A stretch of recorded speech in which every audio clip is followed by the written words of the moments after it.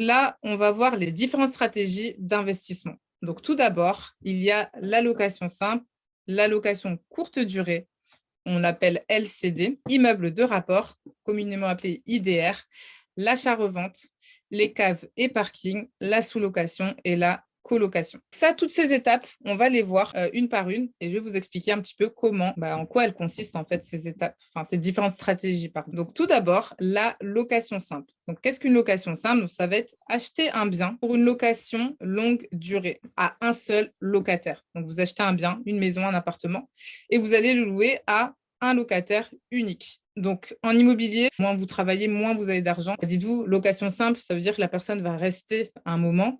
Vous allez avoir un locataire. Généralement, vous le mettez en place et vous n'avez pas grand-chose à faire à part le mettre en place la première fois et après, il n'y a rien qui se passe. Du coup, généralement, le cash flow n'est pas énorme. Donc, vous pouvez avoir un cash flow si vous faites une opération ultra rentable, un bien vraiment bien négocié. Mais généralement, on va dire qu'en moyenne, ça peut tourner soit vous n'avez pas de cash flow, soit pour les investisseurs que je connaisse qui ont fait des locations simples très, très rentables, ils peuvent avoir entre 100 et 150 euros de cash flow. Donc ça, c'est le cash flow qui sera dégagé sur une location simple ultra rentable. Mais dites-vous qu'après, il y a un risque, c'est que vous avez un crédit, un locataire. Donc, vous allez devoir compter uniquement sur le locataire pour qu'il puisse vous rembourser votre crédit.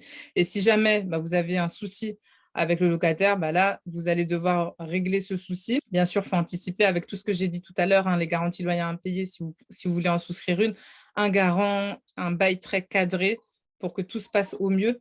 Mais si jamais vous avez un souci, ça va être à vous de régler ça. Et donc, ça peut être très problématique dans le sens où vous avez juste un locataire sur qui compter et donc vous allez peut-être vous devoir rajouter de l'argent de votre poche sur ce projet. Je ne sais pas qui a son micro allumé, mais si c'est possible de le couper, ce sera bien parce que j'entends un bruit de fond. Merci beaucoup. Donc ça, c'est location simple. Ensuite, on a la location courte durée. Donc location courte durée, ça va consister à acheter un bien pour de la location courte durée à un ou plusieurs locataires. Donc ça va nécessiter une gestion beaucoup plus soutenue, une équipe compétente, une équipe, c'est-à-dire une femme de ménage pour faire le ménage dans le bien entre les allées et venues pour les turnovers. Donc, c'est très chronophage et il y a un turnover régulier. Donc, le bien, ça peut être soit un appartement, soit une maison. Ça va vraiment tourner. C'est du Airbnb, clairement, location courte durée, c'est Airbnb. Généralement, c'est tous les 2 jours, tous les 3 jours, toutes les semaines. Il y a beaucoup plus de passages que sur une location simple ou que sur d'autres stratégies. Et donc, il va falloir avoir une équipe qui gère votre projet. Donc, qui fasse le ménage, même si au début, vous allez peut-être vous dire, je vais le faire toute seule. Si ça a 5 minutes de chez moi, je le ferai, mais je peux vous dire, pour avoir connu des personnes qui l'ont fait, c'est très fatigant en fait. Vous n'allez pas pouvoir tenir le rythme. Et quand on est investisseur, vous n'aurez pas le temps de gérer ça et de rechercher des biens à côté. Donc, autant déléguer. Et donc, là, la difficulté pour le Airbnb, c'est d'avoir une équipe ultra compétente qui puisse faire correctement les choses pour que vous puissiez louer votre bien. Après, qui dit turnover dit aussi risque un peu plus important de dégradation. Vu que les gens tournent, votre bien peut plus facilement s'abîmer que si c'est quelqu'un qui est en location simple, qui en prend soin, à qui vous avez pris une caution, etc. Donc après, c'est à vous de voir si vous êtes prêt ou non à pouvoir accepter le fait de gérer ce type de projet. Après, c'est une stratégie qui est très, très rentable puisque vous allez louer non pas au mois, mais à la nuit. Et donc là, vous avez la possibilité de vous faire énormément d'argent. Qui dit justement, quand vous avez du travail à faire sur un projet, vous allez avoir de l'argent dessus. Après, c'est à vous vraiment de voir si vous êtes prêt à supporter ça. L'important, oui, d'avoir une équipe compétente parce que généralement, ça va conditionner vos notes sur le site Airbnb, Booking ou autre. Si le ménage est mal fait, ça peut être aussi quelque chose de défavorable pour vous puisque vous allez avoir un mauvais commentaire. Les locataires de Airbnb ne vont pas aller dans votre bien et ça va être un cercle vicieux. Donc, c'est pour ça que c'est très important d'avoir une équipe compétente qui fasse correctement les choses et correctement le ménage et la gestion de votre bien. Ensuite, immeuble de rapport. Donc, immeuble de rapport, ce n'est pas forcément le gros immeuble de 50 étages ou 20 étages.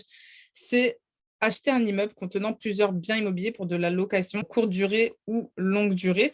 Donc, quand on dit un immeuble, ça peut être aussi une maison divisée en 2 logements, en fait, avoir une division officielle. Donc, division officielle, c'est-à-dire avec 2 compteurs bien distincts, bien séparés pour les charges, etc. L'électricité, l'eau. Et du coup, 2 compteurs distincts. Donc, quand on dit immeuble, comme je dis, c'est pas la grande tour, c'est une petite maison de ville qui peut être divisée de façon officielle en 2 logements. Donc, généralement, dans un immeuble, on peut faire soit de la location simple, soit de la courte durée, soit même aussi de la colocation. Après, l'avantage de l'immeuble, c'est que vous êtes seul, mais ça peut être aussi un inconvénient dans le sens, quand je dis seul, ça veut dire que vous n'avez pas de copropriété généralement.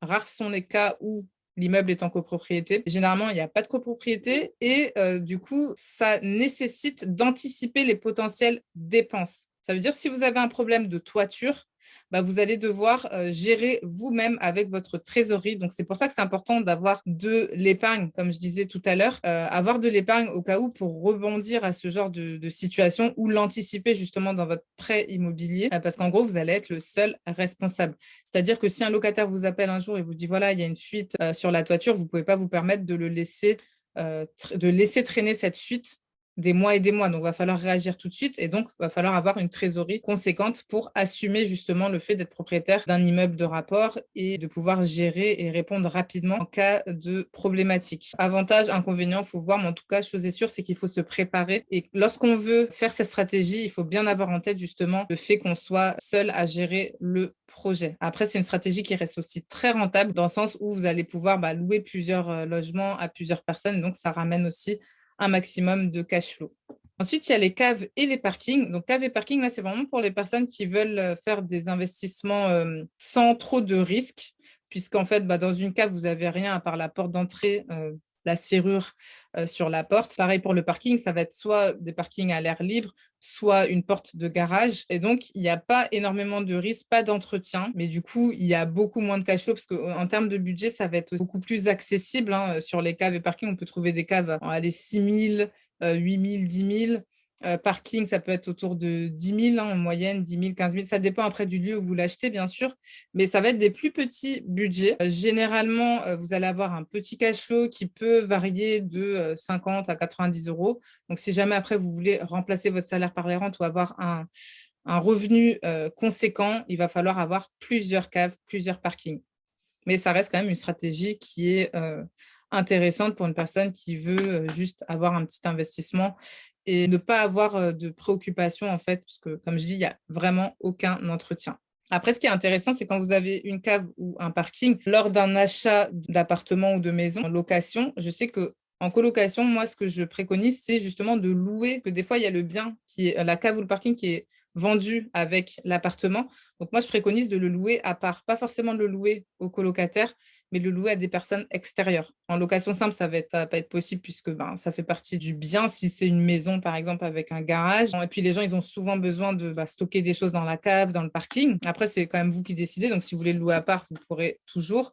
Mais c'est plus facile de le faire quand on est en colocation ou dans le Airbnb. Si, par exemple, vous achetez un appartement et que vous avez une cave ou un parking, au lieu de le laisser au locataire du bien, vous pouvez le louer à une autre personne. Comme je viens de le dire, donc acheter un bien pour de la location longue durée, et ça nécessite peu d'entretien. Ensuite, achat-revente. Donc là, c'est une stratégie qui va consister à acheter un bien pour le revendre immédiatement après travaux de rénovation. Généralement, on va prendre des biens qui sont assez dégradés pour acheter en dessous du prix du marché et pouvoir le revendre avec une plus-value immédiate sur le projet. Donc, ça va être du one-shot. En fait, vous achetez le bien, vous revendez, vous prenez votre plus-value.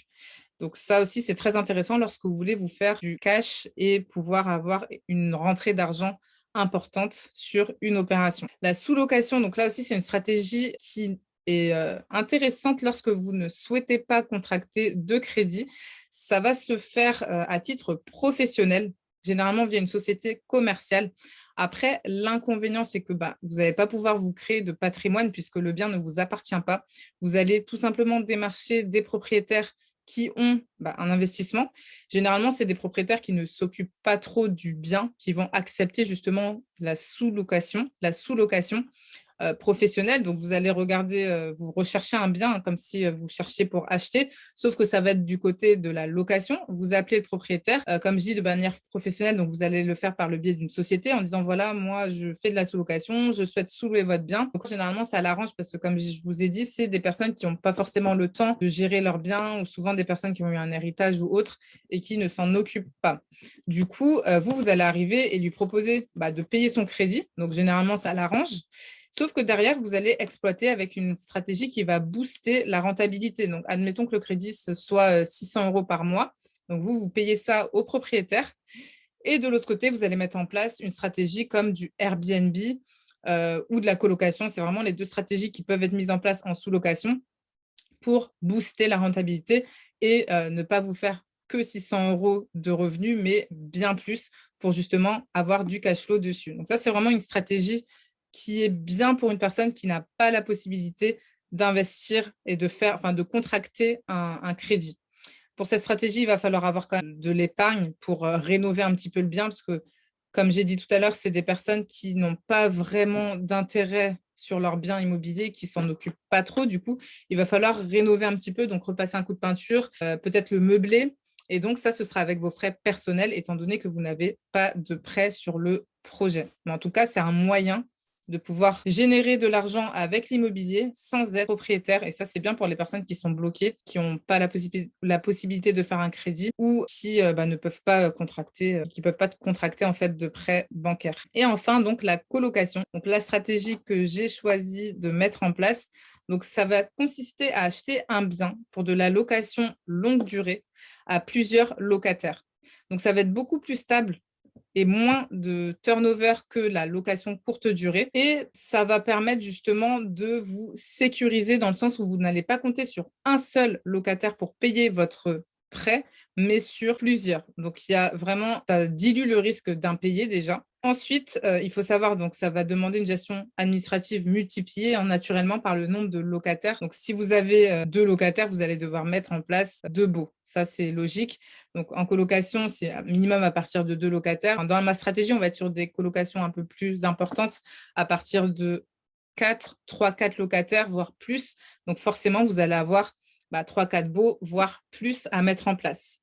Mais c'est vraiment une stratégie qui permet d'avoir des locataires installés. Généralement, en moyenne, le locataire va rester 1 an en moyenne, parce que ça dépend. Il y en a qui vont rester 2-3 ans, il y en a qui vont rester 6 mois.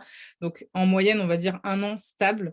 Vous allez avoir des turnovers quand le locataire décide de partir. Il faut savoir que c'est pas que pour les jeunes actifs. Ça, tout à l'heure, je vais vous en reparler dans la session dédiée à la colocation. Mais ça consiste vraiment à être la résidence principale des locataires et donc ils vont en prendre beaucoup plus soin que s'ils sont de passage dans un Airbnb. Donc, c'est une stratégie qui vous permet d'avoir énormément de cash flow dans la mesure où vous avez un prêt et donc plusieurs locataires qui vous payent votre prêt. Donc, vous allez louer à la chambre et donc vous allez multiplier vos revenus. Donc, c'est bien pour les personnes qui souhaitent maîtriser le bien. Moi, c'est pour ça que j'ai choisi la colocation parce que ça me permettait, à l'époque, j'étais directrice en crèche quand je travaillais en tant qu'infirmière puéricultrice. Quand j'ai commencé mes premiers investissements, j'avais une équipe de 20 personnes à gérer, je travaillais en même temps et je me suis dit, il faut que je reste au contrôle de mon projet et il me faut une stratégie qui me permette de gérer moi-même lorsqu'il y a besoin de mettre en place les locataires ou autres. Je n'ai pas du tout délégué la gestion aux agences. Et donc, la colocation, c'était vraiment ce qui me correspondait pour atteindre l'objectif de remplacer mon salaire par les rentes et que ce soit une gestion qui soit pas trop contraignante.